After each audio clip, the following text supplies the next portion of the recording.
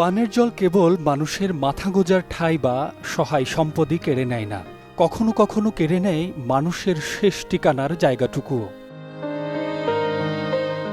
স্মরণকালের ভয়াবহ বন্যায় এমন কিছু করুণ চিত্র দেখেছে সাতকানিয়া ও বাঁশখালীর মানুষ, যা কখনো কল্পনাও করেনি তারা। যেমন পানির রুদ্ররূপ এতটাই ভয়াবহ ছিল, তাতে তলিয়ে যায় ৯০% জায়গা। ঘরবাড়ির পাশাপাশি ডুবে যায় কবরস্থানের জায়গাও।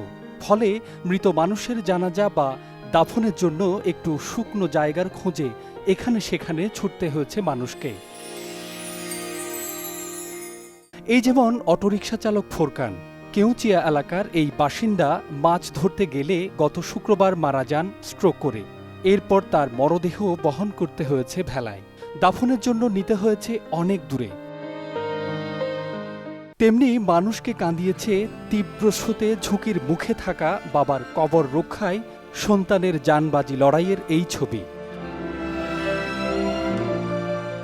এবারের বন্যা এতটাই সর্বগ্রাসী আঘাত এনেছে দক্ষিণ চট্টগ্রামের মানুষের জীবনে।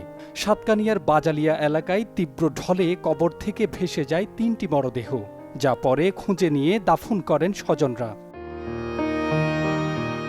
বন্যার্ত মানুষের সর্বস্ব হারানোর বিষাদের মধ্যেও এসব করুণ গল্প যেন বলছে প্রকৃতির কাছে মানুষ সত্যিই বড় অসহায়।